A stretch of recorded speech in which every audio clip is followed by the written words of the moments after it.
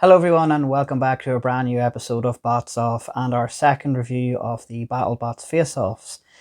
Before we get into the episode itself, I want to say a personal thank you to everybody who's took the time out to watch the last review and my very first review back doing all this again. It's quite nice to be welcomed back with a lot of comments and stuff like that, so it really is appreciated. Thank you so much. Now getting into the episode itself. Oh, this episode did not disappoint. It did not disappoint. So let's get right into it. So the thing to take away from robot combat in general when you are a competitor is the opportunity to test your robot out before a main event. In some cases, there's some events out there that you're unfortunately not able to do because of just time restrictions and stuff like that. But when you do get the opportunity to put your robot into a test arena, it pays off, and that paid off for the Valkyrie team.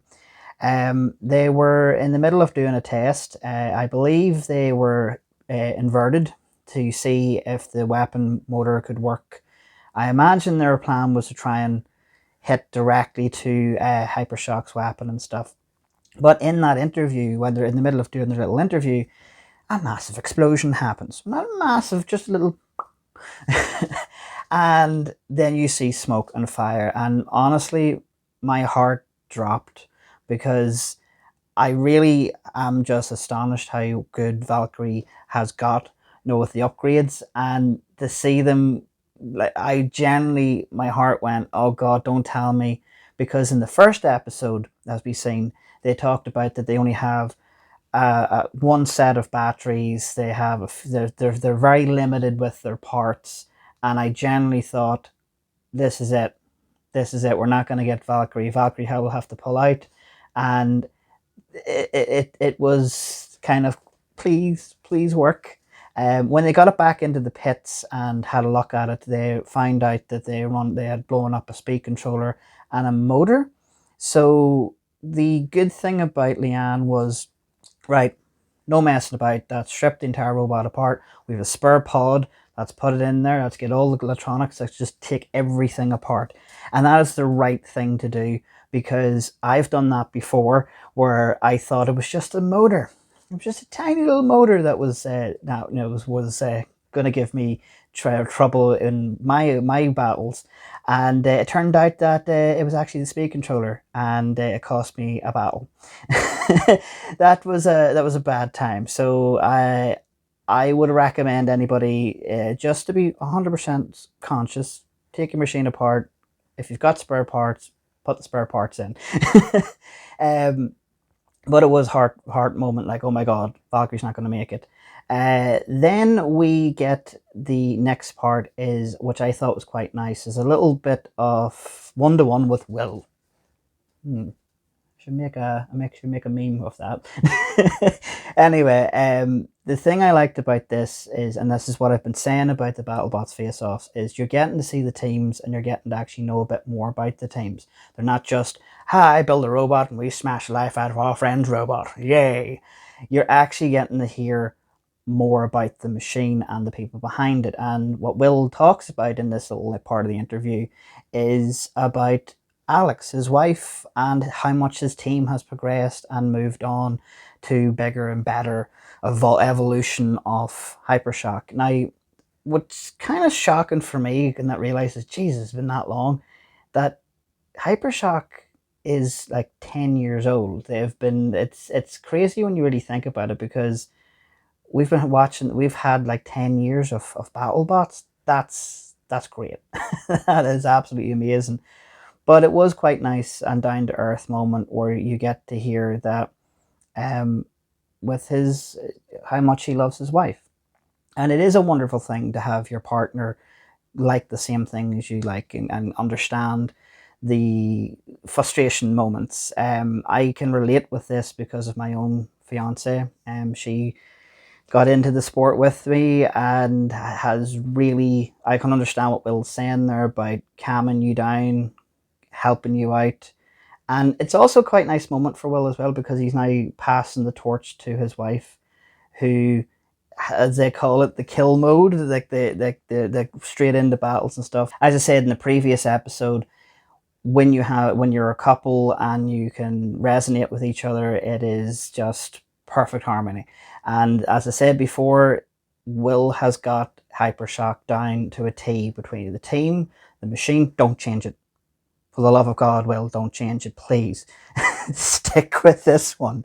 Stick with this one. Please don't like decide to go off and make like a neon gold one, and just don't do it. Just stop. But the wonderful thing about this is that he's absolutely right. He's got the team down to a T. His wife has tucked the controls over, and he's now taken a mentor spot where he's kind of like, easy on the hits, don't go here, because he's got so much experience. So as I say, this is the wonderful thing about the Battlebots Faceoff. You're getting to actually see the teams behind it. Now, let's get into our first fight. The first fight is against Orbitron and Tombstone. Fair dues to Ray for completely rebuilding that machine. The one thing I didn't see with my eyes, is the fact that the Valkyrie had literally smashed the front of Tombstone, so the chain came off, and that's why the weapon went down. So that's a big repair job, because you have to cut the front of it and realign it and then weld it. And trust me, I'll tell you one thing, I don't like welding. Welding is frustrating. So I feel for this Tombstone team, they have to completely rebend it, re-angle it, and hope that it spins. For the Orbitron team, there seems to be not too much problems. I think the only problem they had, which was really good to see their YouTube video, where they talk about the problems with the AI system. When the Battlebots lights go on, it completely disorientates the AI, and it gives that couple of seconds of, oh, do we attack? What's going on? So that's actually quite cool to know that the AI is not 100%. There's still a bit of tweaking to do. But what I did love about this fight is at the very beginning of the fight, is to do the little trash talk moment, like, oh, you're going to be destroyed today. The fact that the Orbitron team had literally said, this is revenge for Counter Revolution, I was like Loki. I was like, yes, that's how it feels. That's how it feels. And I even love the fact that Ray even got that moment too, going, ha, okay, I get you there. And going into this battle, just the brutalest hit straight off the bat, and Tombstone is put right onto the screws, and we see that electrical arc moment, and I'm like, oh my God, is this it? Is this the end? Tombstone gets back onto the wheels again. It is getting hammered by Orbitron. Just the quick turn circle of that machine. And something the Orbitron team did say, that the wonderful thing about their machine is if Tombstone's weapon hits one and kills one, we still have one. So you could see the switch around, the tactics going for the wheels, which was really great. And then we get that heart-stopping moment. Like, Orbitron is on point. It is literally kicking the life out of Tombstone, and it stops. And I know how frustrating that is. It's happened to me a couple of times with my own machines in combat, and you're just like, no. And I will not lie, I was literally on my seat going, oh my God, this is how it's going to end. Like, you're on top. Oh, this is just crazy. This is insanity. And then the beautiful moment, it springs back to life, and it keeps going in for more hits, and then unfortunately it lands on a bit of debris. I believe a bit of debris, it possibly could have been a bit of Tombstone, or I don't really think anything off Orbitron fell off. I think it was a part of Tombstone's tire, and the wonderful thing, you can hear Red just going, no, leave him, leave him. Fair dues to his son for taking the controls over, because this really shows you how good of a driver you are. When the one thing about people that are teams that have spinners, they rely on the weapon. And if the thing with Tombstone is, it is all about weapon. Once it's down, there's nothing they can do. It's just, there's no like wedge defense on the back. There's nothing. It's literally just outlast your opponent. And usually with Tombstone fights, when the weapon does go down, chances are the other opponent's weapon is down. Is just a kind of a push and match until the judge's decision or the countdown happens. This was just what a start of the episode, just seeing these two go out. The one thing I did like about it too is what Ray did after the countdown and Tombstone won, is instead of, this is a part I enjoyed too, is he went to the Orbitron team and basically said, like, look, you've been trial by fire, you have went up against the elitist machine, like the elite machines in the competition, the heaviest hitters. You took out Valkyrie. You lasted pretty well with a good little back and forth with HyperShock, and you've took brutal hits into Tombstone. So this all works in your favor to come back for a new season. And I really think that if this is like a CV for Battlebots, it's like, okay, that's the testing ground. Let's see if Orbitron will do it.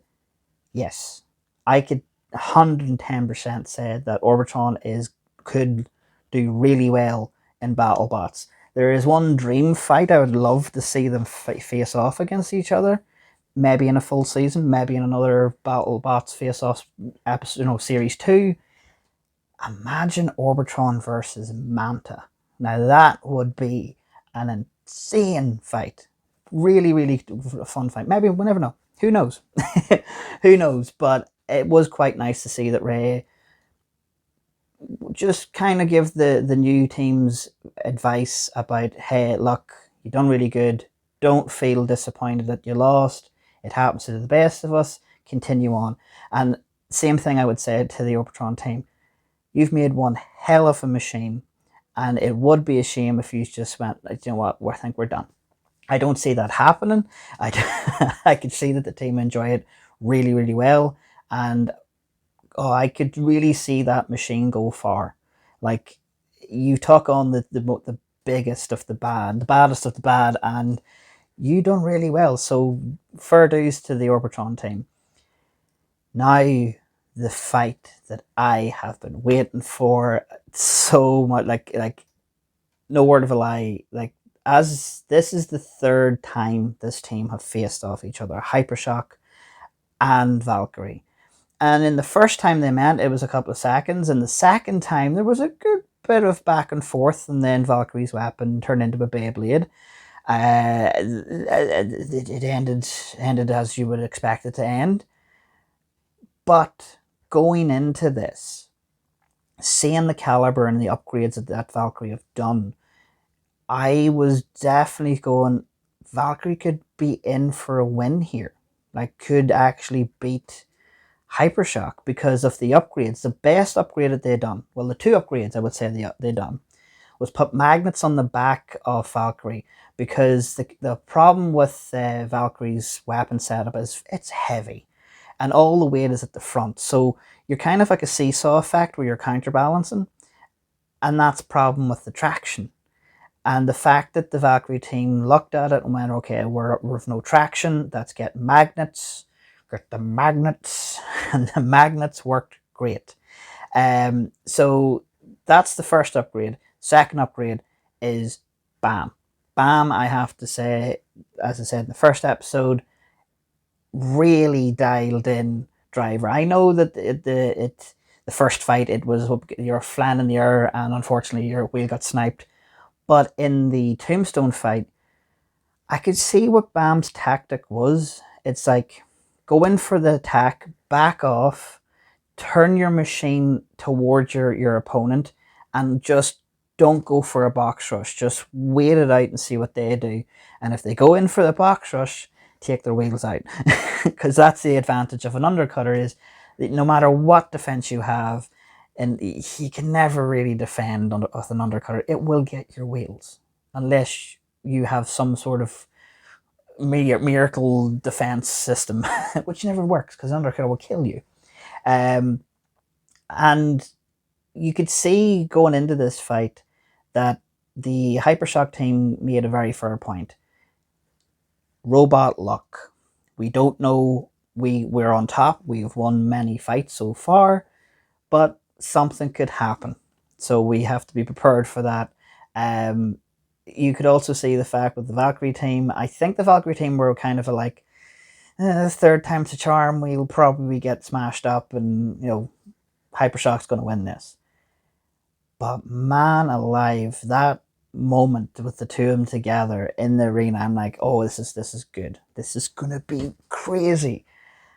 And it did not disappoint. That one direct hit straight away, where that new blade on Valkyrie is just chef's kiss. But that blade was just perfectly angled to get in between the wedge of HyperShock and its weapon and twang it away into the corner. And the one good thing about I will give HyperShock as well, when they went for it, their whole plan was Valkyrie has this armor, which is a great armor. It absorbs hits. If we can get rid of all that first, then we can go in for the deeper cuts into the armor panels. They succeeded. They took the side armor off Valkyrie, and I could see that, okay, side armor's going, that's a weak point, that's what they're going to home in for. They're going to keep going for that wheel. The beautiful thing about that is how quick BAM counteracted that and turned the damage part away from HyperShock, and they got another massive big hit, and it slammed into the wall, and you're like, okay, this is really even back and forth. And then suddenly there's no movement from HyperShock, and you're like, oh my god, could this happen? Is Valkyrie going to win? And I understand too that, there's that little robot wars meme, but there's that gentleman's agreement is if your machine's not working, you back off. But in Battlebots, it's more until there is absolutely no movement, attack your opponent. But you can see that BAM's going in for just to float around. HyperShock's like, you're not going to move on me, are you? Because I'll have to engage. But fair dues, they didn't, and they won the washer. What an amazing thing! Like, you have to. The wonderful thing about this is BAM's first time driving Valkyrie. 3 battles in, and you go up against HyperShock and you beat HyperShock. Like, you should be 100% proud of yourself. And the same thing goes with Leanne as well. She should be very proud of bringing this group of people together and working it out. Part of the interview that I liked with Leanne was her talking about the construction of Valkyrie, and then wanting to make a statement. They want to say, like, this is the ultimate machine, ultimate undercutter. And it's also quite nice too, because I also resonate with Leanne saying that, she wanted to prove to people, like, hey, you say that I can't do this. You say that I can't do this at all. Well, I'm going to show you. I'm going to prove to you.